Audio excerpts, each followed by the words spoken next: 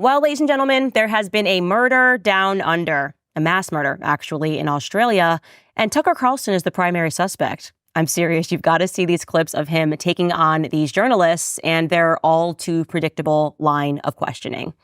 Plus, we have the Biden administration, and they want to remove age limits on trans surgery. Shocker. Which brings me to this very important question. Have you heard of Baphomet? Probably not, and you definitely should know exactly what we are talking about, especially my listeners in France who still know that Brigitte Macron is a man. All that, and of course more, coming up on Candace.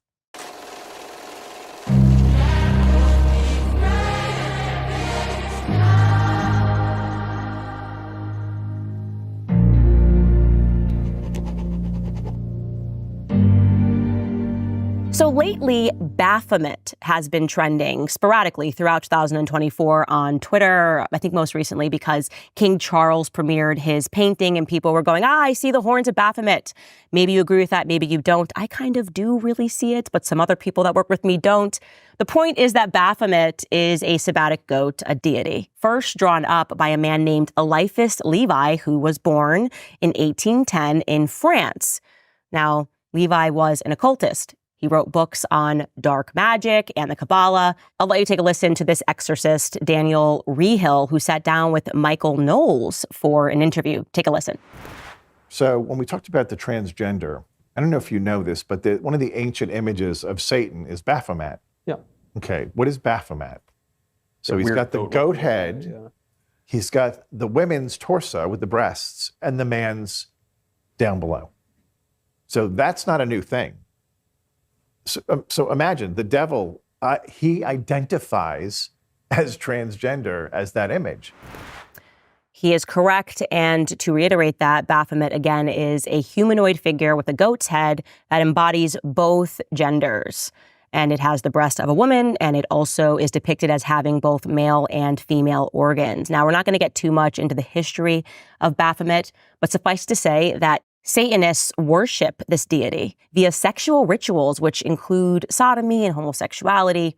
So we look around the world today and we suddenly feel that there is definitely a certain agenda being pushed, specifically in the West. And I always recount this conversation that has stayed with me for a very long time. I was walking down the streets of DC, where there is a lot of pride, and I was with a Romanian young woman, and she said genuinely, like not to be offensive at all, she was asking me this question meaningfully. She said, why are there so many gay people in America? We just don't see this out east. And I thought, wow, what a interesting question. And she is correct, because I have been to Romania and you don't see that. And now some people would argue, especially people that are on the left, well, it's because they're all having to hide because the society is so backwards and so traditional. Okay, it doesn't matter where you stand. It's the question itself that is interesting. And what I have noticed as of late is that androgyny is definitely getting the Hollywood treatment. I mean, I think it was before my show went off air, I was covering Kristen Stewart. She recently was on the cover of maybe Vogue, maybe Vanity Fair, doesn't really matter. But she was promoting her new movie, and she was so proud because she was portraying this butch lesbian. But even the way the writer was talking about how Kristen Stewart, like the real Kristen Stewart, not the actress, was behaving throughout this interview, they were adding these little sentences about, oh, she sits down with her legs spread wide open and cracks open a can of beer. It's a very androgynous depiction of Kristen Stewart. And of course, we also see this in the education system. They are pushing gender theory. You can actually get a degree. Could you imagine spending six figures to get a degree in gender studies? The children are learning about what it means to be non-binary, not bound to any of the sexes or any of the genders. And if you are a sensible person, by now you are concluding that something bigger seems to be going on, which makes Cat Williams' interview with Joe Rogan fascinating. Now, I'm going to have to ask you to park aside the fact that Cat Williams is clearly high out of his mind, because Joe Rogan does allow people to smoke while he is interviewing them. But what he is talking about is interesting. And what he is saying is that he knew that transgenderism was going to be pushed in Hollywood before it was actually pushed in Hollywood. Take a listen. things are secular, so I understood that the earliest I had seen that word transgender was Baphomet, the transgender. And so I knew that in the ritual of Baphomet, the transgender, to show allegiance to him, you had to kiss his ass ring. Really? And it said both of those things. So I knew that both of those things would become popular in the future. And that somehow calling people the goat would be normalized over the sheep being always the most popular reference. Suddenly you have a bunch of Hollywood types trotting out their children, and they want you to know that their children are either non-binary or their children are transgender. You've got J-Lo. She's got a child that is somewhere in the middle. You've got Ben Affleck, who also has a child that does not identify as their sex. You've got Charlize Theron, same exact thing, spoke about how she knew that her child, because they were swimming in a bathtub and looked up in one day and said, "Mommy, I'm this," that they obviously must have been the opposite gender. And of course, Caitlyn Jenner, when we think about how they sort of glamorized Caitlyn Jenner coming out, it became a Hollywood story, became a part of the Kardashian story, which leads to the question of who is it that sets trends? Are trends natural? Do you think that they happen by accident? Well, I can tell you where I am at. I've been very open about the fact that the book Chaos, which is required summer reading if you are a listener of the show, that book broke my brain. It is both terrifying and clarifying at the exact same time. It makes you realize that the 60s was really an era where demons won.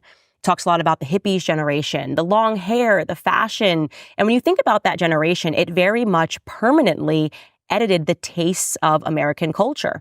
It was this counter-cultural movement. And I think about that because my granddad, when I asked him before he died, like, what actually happened? How were people of your generation just the best people ever who worked hard, kept their families together, and then everything changed, granddad? How could this have happened? And my granddad looked at me, and I'll never forget this. He said, it was those damn hippies. And yes, they were this countercultural movement, the first that attacked the tradition of family and religion. That's what I would say. It was this focus on breaking down family and the Christian faith in America, and it was successful. And what you learn when you walk away from that book is that they always have used celebrities and big events to usher in mass psychoses. You can think about this with COVID. Who were the people on Instagram that were rolling up their sleeves? I got my vaccine. Have you gotten yours? And then everyone's like, oh, should I do it? Because this celebrity is doing it. So I definitely should trust that this is okay. That is a form of idolatry. Trust these people. These are your new gods. And of course, teenagers fawn over these celebrities, long lines. I was a part of that. I had celebrities that I was obsessed with. Just like it was with the Beatles. They brought in the long hair, free love, LSD. Forget your super religious parents. We're having fun. This is all about freedom. And people listened. People got right into line. I'm telling you guys, it is really important to read that book, Chaos, because what I walked away with was an understanding that what the 60s was a spiritual battle that was waging in our country. And unfortunately, as I said, the bad guys won. They won Hollywood, they won media, and we've really been playing catch up ever since. And once you read, digest, and accept the information in that book, then virtually everything else becomes plausible. I'll give you an example. If you had asked me before I had read that book whether or not the conspiracy theory that the Beatles were a government-controlled operation was true, I would have been like, are you crazy? What do you mean the government controlled an entire group? And now I'm like, no, of course, absolutely. They were a part of a government psychological operation. And further to that point, which is not in this book, by the way, is this bizarre fact that the doorman when John Lennon was shot, Jose Perdomo, he was once the chief of the Secret Service in Cuba. He later on joined the CIA. Oh, gosh, I guess that's just an accident. That key witness who saw what happened was CIA.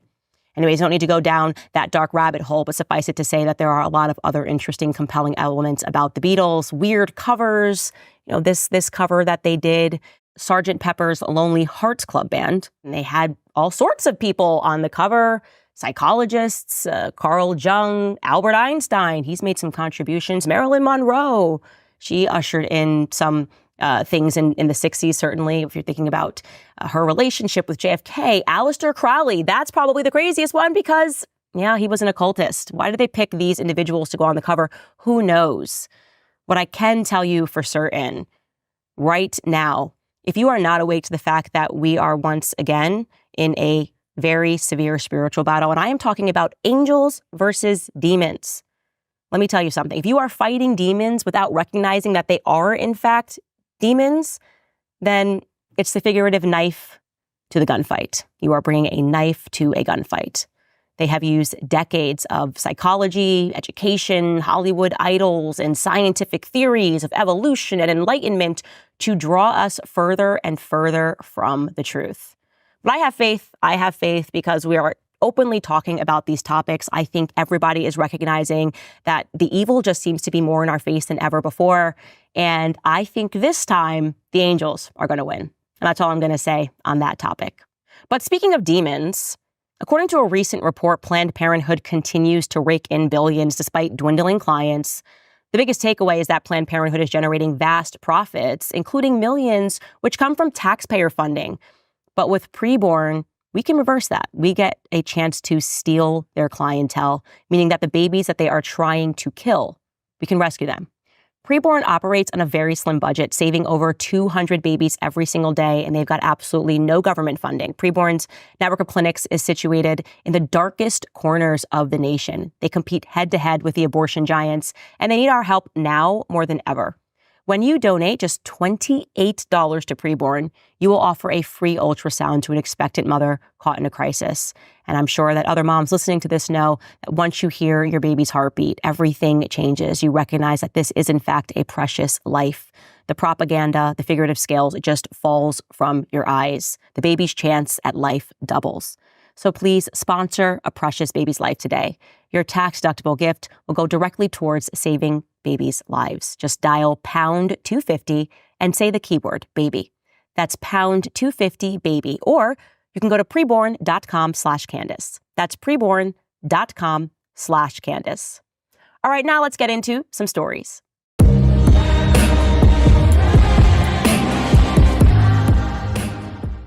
Of course, before we get into our first story, I'm going to remind you, if you're watching this on YouTube, hit the subscribe button, hit the like button. We are very close to 2 million subscribers. I'm excited about that. Also, if you want to support the show, head to locals.com. Find me. You can give a monthly donation or you can give a one-time donation. We appreciate it no matter what. Okay. This is not that surprising of a story, but what should be surprising is how careful I'm going to have to be talking about it because, well, we are aware that on the topic of transgenderism, there are some very strict protocols at YouTube and all over on social media. You have to be very careful not to offend the narrative whatsoever. So I'm just going to simply report on the facts that New York Times is also reporting on. Here is their headline: Biden officials pushed to remove age limits for trans surgery.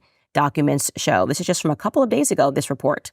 It reads, newly released emails from an influential group issuing transgender medical guidelines indicate that U.S. health officials lobbied to remove age minimums for surgery in minors because of concerns over political fallout. Health officials in the Biden administration pressed an international group of medical experts to remove age limits for adolescent surgeries from guidelines for care of transgender minors, according to newly unsealed court documents. Well, guys, isn't that just absolutely amazing that everything going on in this country, this is what their administration feels it's so important to be pushed? Why do you think that is? Why do you think they are concerned that the age limit just needs to be dealt with? We don't want an age limit. We want people to be able to get trans procedures at any age. Why would that be something that is on the agenda of the Biden administration at all? And why would it be something that you would have to have unsealed in court? I'm really interested in this word expert, by the way, right? When it says that they are consulting experts, that experts produce documents explaining why this is something that should be done. This is always the case. They point to experts that will explain to you why transgenderism is good. They will point to experts. They will find the experts that will dictate what is coming down the pipeline. That is what they do. Experts are used as a piece of the mass psychosis because people implicitly trust experts as if they're not human beings, but as if they're demigods, right? We saw this, no doubt, all throughout COVID. Trust the experts, trust the experts. I mean, that phrase was repeated so many times. It was almost a system of brainwashing. It was a system of brainwashing, and it was effective. People listened. They trusted the celebrities. They trusted the experts. They trusted the media members to bring on the experts to tell them exactly what it is that they should do. You know what they didn't trust? They didn't trust their God-given gut. Not the majority of people. I did.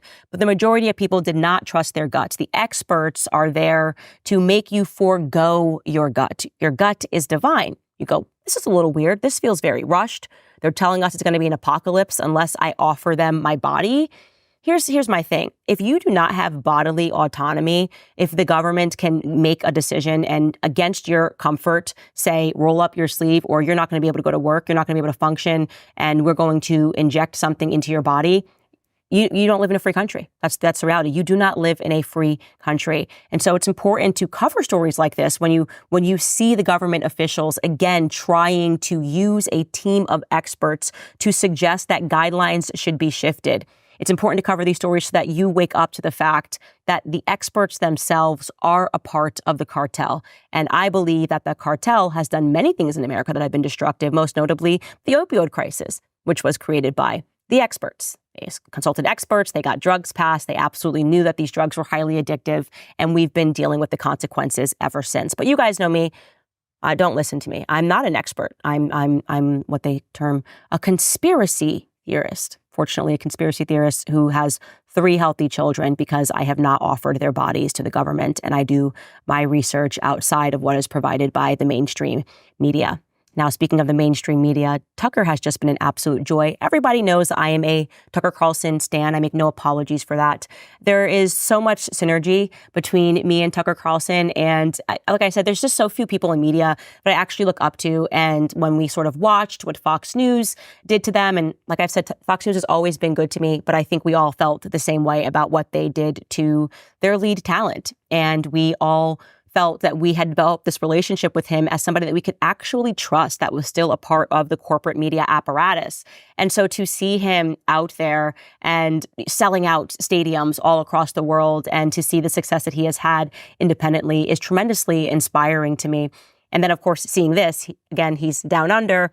And as is to be expected, he is dealing with reporters who are trying to get him in a gotcha moment, one reporter after the other. And it just becomes apparent that Tucker has had enough of their questions that are just so evident. You know, they're just so, it's so evident who they work for. And a ton of people were asking him about Putin. And here's what Tucker said in response. Here's a quick clip of that. My question on Putin. Putin! Which I think you did strategically because you knew it's what we'd ask. Putin! He's so bad! And I also appreciate that. Did he make you take the COVID shot? Take the what? The COVID shot? No, he didn't. Sorry. The COVID shot saved probably tens of millions. Oh, yeah, and definitely. Safe and effective. This is why everyone loves the media. Probably 100 times more lives than Putin has killed in Ukraine. It's like a time capsule. It's like you're like the last Japanese soldier on Okinawa. You think the war's still going. No, it didn't save millions of lives. It's hilarious. Sorry, I'm sorry. I'm being boorish. I just love that so much. I love it because he's correct. They sound like droids. They all say the exact same thing. There is no independence in the media. It is just a carbon copy. And they all pretend it's going to be a hard-hitting question. How predictable. You're going to ask him about Putin because how dare a journalist? without the authority of corporate media, go out to interview Putin without saying all of the things that the corporate media would like suggested about Putin because they are just itching to go to war with him. And as I said yesterday, I'm just not biting on this propaganda. I'm sorry. I am not here for another Christian country to be taken down and flooded with migrants, because that's what they do. They flood these countries with migrants and then they render these countries completely subjugated. People become impoverished. The countries don't look like those countries anymore. I mean, literally, you can go through the cities, some cities in America, and how dilapidated are they? And then you go to Russia, and as Tucker demonstrated, you have a faithful country. You have a country that has clean subways. You have a country that actually is doing, despite the media telling us otherwise, has been doing well economically, that is standing independent from the globalist cabal that we are facing here today that keeps trying to convince us that we need to look around us, see filth, and smile. Learn to love your surroundings. Smile. Learn to love it. It's going to be so great. And yes, they are intentionally flooding these countries with migrants. It is so evident that they are doing this intentionally. They do not want us to have any identity. Ultimately, their goal is human enslavement. They want us to be happy slaves. And so it just brings me so much pleasure when you see people like Tucker calling them out on that. And just on time, another reporter, brave reporter, journalist, stepped to the plate to ask Tucker about his, idea of white replacement, quote unquote, white replacement. Take a listen. So you talked a little bit about immigration, and in the past you've talked about how white Australians, Americans, Europeans are being replaced by non-white immigrants in what is often referred to as the Great Replacement Theory. This is the same... Have I said that whites are being replaced? Well... I don't think I said that. Well, it's been mentioned on your show 4,000 times. And really, when did I say that? On your show. I said whites are being replaced? You have said that before. Really? Yeah. I would challenge you to cite that, because I'm pretty sure I haven't said that. I said native-born Americans are being replaced, including blacks. Native-born Americans. Native-born Americans. And Americans who, like black Americans, have been African Americans, have been in the United States for, in many cases, their families over 400 years. And their concerns are every bit as real and valid and alive to me as the concerns of white people whose families have been there 400 years. My concern is that the people who are born in the country are the main responsibility of its leaders. And as noted earlier, when those leaders shift their concern from the people whose responsibility it is to take care of to people around the world to put their priorities above that of their own citizens, that's immoral. And they are being replaced in my country, people who are born in the United States. And the birth rate tells the whole story. They are not at replacement rate. And so the U.S. population is growing because we're importing people from other countries. And my view is that happy people have children, and a functioning economy allows them to do that. And we don't have that. And so you need to fix the economy and fix the culture and make it so that people who want to have kids can. You don't just go for the quick sugar fix of importing new people. Like, that's my position. And if you think that's racist, that's your problem. Yeah, and it is absolutely true. They are replacing our culture, this whole concept of multiculturalism, and this is what the journalists do. If you're starting to notice that you don't recognize your surroundings, maybe you're in the UK, maybe you're growing up in England, and you're going, hey, I don't recognize this place. This is what the culture has completely changed. Maybe you're growing up in America, and you're going, hey, this is not the America that I remember. I say that now, having grown up in the 90s. This is not the America that I remember. I walk down the streets or drive down the streets rather where I grew up, and everything looks like we're becoming a impoverished country. You can't even get roads paved. But if you notice it, if you begin to voice those concerns that something evil is going on, obviously then you get called a racist. Oh, you just don't want migrants flooded into your country. It's because you're a racist. Yeah, that is the slave owners trying to convince their slaves not to believe that they are slaves, not to believe that they are being used like cattle, right? They are essentially making us go out there. They are taking our tax dollars and they are spending it however they want to. You get to work. Nothing around you is going to get better. And if you notice it, we're going to hit you over the head by having you branded as a racist. And then, of course, this reporter goes on to describe how awful that replacement theory is because, well, that's how you get shootings. And shootings are really bad, right? Take a listen. This is the same theory, or as you say, idea, that has inspired the New York Buffalo shooting where 11 black Americans were killed. Two white Americans were killed. Like, and it's also inspired... it's not, first of all... It's inspired one of the worst Australian guns How do they of all get time people to this shoot stupid in the media? I guess it doesn't pay well. Look, I'm sorry. I've lived among people like you for too long, and I don't mean to call you stupid. Maybe you're just pretending to be, but I'm totally against violence. I'm totally against the war in Ukraine, for example, which doubtless you support. And like all dutiful liberals, support more carnage. I don't. I hate mass shootings, actually. Nothing I said, what does it mean to inspire something? My views are not bigoted against any group. They're honest, they're factual. That's not hate, that's reality. And my views derive from my deep concern for Americans, actually. Americans aren't having kids because they can't afford to. And nobody in charge cares. And so that's my position. That doesn't inspire mass shootings. How dare you try to tie me to some lunatic who murdered people? So therefore you support gun control? What? I thought it couldn't get dumber, but it did. No, I don't support disarming law-abiding people so they can't defend themselves. So the government has a monopoly on violence? I don't think so. First of all, in my country, that's illegal, as you know. But moreover, it should be illegal in every country. A sovereign person has the right to defend himself and his family. Period. And that said, I'm totally opposed to harming anyone. Are you concerned about the war in Ukraine? And the countless innocents being murdered there every single day? I doubt you are. Probably Putin bad. I am. I'm a Christian. I hate violence. I hate mass shootings. I have guns at home and often on my person when I'm in the United States, I'm proud to say, because I want to defend myself and those I love against violence. That's the point. And of course, it is just so ironic. It really is something to have people step to the plate and try to accuse you of inspiring shootings, right? That's always their move, by the way. Remember, I was notoriously accused of inspiring a mosque shooting in New Zealand. That's how they take you out. Your ideas are so harmful. Mosque shootings are happening in places that you've never been to, countries you've never been to, like New Zealand. And Tucker, of course, puts her in her place and reminds her that these people who claim to be, against violence are the exact same people that are very happy as we never stop dropping bombs on civilians overseas. That's the truth. And then when you call them out and say, well, you hate violence so much, you want us to give up our guns, and yet you are perfectly okay with millions and millions of civilians being killed overseas. You're mum on that part. Yeah, because you're a puppet for the government. We get it. We see that now. That's who these journalists work for. They do not work for the people, right? Do not believe that. These people work for the government. They are on government marching orders, and they see people like Tucker Carlson and people like me as problematic because they're waking up everybody to the evils of the government.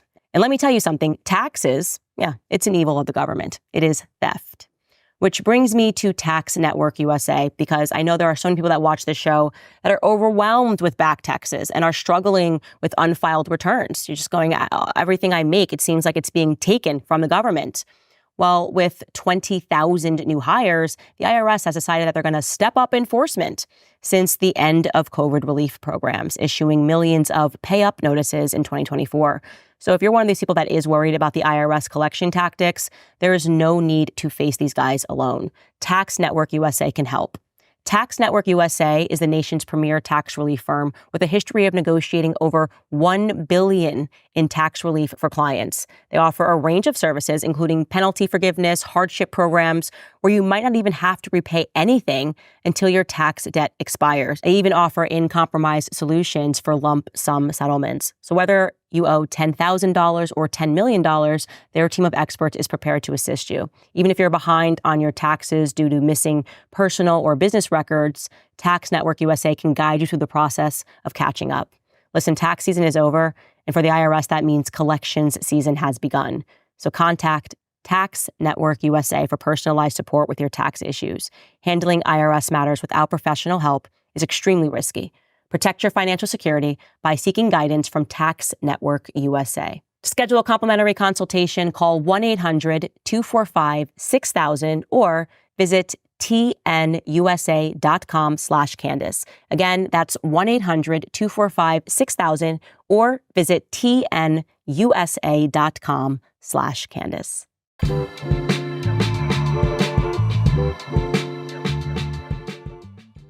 So yesterday we talked about American imperialism, and this user at Sarah wrote, I got all chilled watching this episode. I am from Croatia, And some people here are aware of the fact of how the USA government influenced war in Yugoslavia. Yugoslavia countries worked well together, and there was never objective conflict among people, but was mainly created by the mainstream media. For some reason, there was huge interest in separating Yugoslavia into smaller countries. We had so many independent factories before the war, and everything gradually collapsed. There was a big interest in bringing independent nationalities down, because in that way, they're easily controlled and manipulated that way. There's definitely something worth looking into, sending you and to all the awakened people, warm regards. Yeah, I mean, absolutely. And this is even in Romania. I mean, what you learn is that when there is war, what follows war is chaos, and they end up buying all of the country's natural resources. That's it. Your country becomes enslaved to debt. That is the purpose of war, is to enslave you all to debt. And then if you notice it, and if you stand up to the debt, then they call you a racist, they call you a white supremacist, they call you a Nazi. How dare you have pride in who you are? And of course, this is the purpose of multiculturalism, because then it disallows that from ever happening. Think about that. If we're rushing in a bunch of different people from all over the world, right now we're receiving a bunch of migrants from Kazakhstan. Obviously, this is a government operation, because how else are they getting here over the border? And the CIA is just perfectly okay with that. Because then if there ever is a group of people who become patriotic, they will then tap into another group of people and make them think that that patriotism is targeted against them. So they'll say to the migrants and the immigrants, stand up against these horrible white supremacist racists, and they keep us warring with each other, when in reality, the problem is coming from the government. So that migration becomes a tool in order to render a country effectively useless against itself. Up next is Telugu. He writes, I'm a man and I happen to be gay. Growing up, I fell into the LGBT agenda. I believed the whole thing. I defended it passionately because I was convinced that I was a victim of some system. After coming out, the LGBT movement took me away from my family, from God, from church, from my lifetime friends. It took me 26 years to wake up to it all. All I had to do was question myself, and I eventually came back to reason, to family, to friends, and to Jesus Christ. Thank you, Candace, for helping to open my eyes. Christ is King. Indeed, Christ is King. I love hearing that story, and it does begin by making people believe that they are a part of an identity group. And I've seen this with every group in America. It is like, except for, of course, white men. They hate white, straight men. They are the group that is always the oppressors. Oh, black people, look at slavery. Look at these white men. They did this to you. Oh, Jewish people, look at the Holocaust. Here's who you should hate. No matter what, I want you to become like a Manchurian candidate and just be triggered every time anything happens to a Jewish person. You just think that the Holocaust is right around the corner, or slavery is right around the corner, black people. These things are intentional. And yes, with gay people, they attempted this when the Matt Laramie Project movie took off, and suddenly they were going, you are also a victim group, and we want you to be like Manchurian candidates, and you become very triggered on gay issues. These are all mechanisms of control. Rinse yourself of the idea that you are just an identity. You are not. Of course, you're not just identity. I do not care what you look like. What are your actual ideas? That is what brings people together. That is how we can identify within any group. My ideas are that America currently is being subjugated, but I believe in faith, I believe in freedom, and I believe that we can only guarantee those things through free speech. Next up, this person was responding to the video that I showed you of Zelensky wearing latex, dancing to single ladies, like a totally straight man. This person writes, I was today years old when I saw that video of Zelensky, and I'm furious that American money is continuing to flow to him. Meanwhile, I am still waiting for my tax return since filing in February of this year. Is anyone else waiting for their money from the IRS, or didn't get anything this year, or worse, had to owe the government for existing? Man, I wish I was reading that ad that I just read a short time ago. But yes, absolutely. These people are, when we say bad faith actors, quite literally, I don't know what their faith is, but I know that it is bad. I think they're probably occultists when I see these theater boys and they take so much power. And at the end of the day, they are simply playing a role, Zelensky being chief among them at that moment. I got this on Connect. I loved this. I am on that app, Connect. Please connect with me.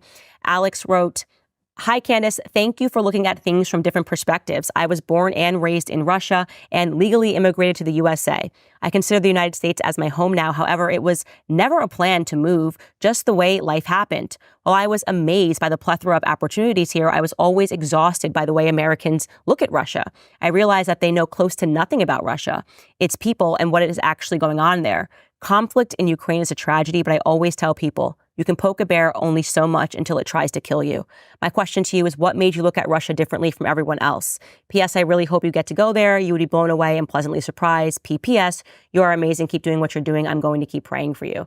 Well, Alex, my answer to your question is when I recognize propaganda, I just pop up and wonder why they are trying to enforce a certain narrative. And it's always been very evident to me that this hatred for Russia is nonsensical. I grew up with Russians, and they were, first and foremost, like the hardest workers in terms of their schoolwork. And then when I moved on, I was working in private equity. I worked with a Russian named Ilya, and I was just so impressed with him. And so every time I've encountered a Russian in my personal capacity, they seem to be people that have extremely good values. They are definitely people that bring forth all of the classics in America. And I'm talking about their contributions in terms of music and the arts, in terms of ballet. And so when the media keeps trying to tell me that they're bad, and I'm also aware of the Christian faith, I just don't believe them. I just don't buy it. I don't buy all of the garbage about Russians.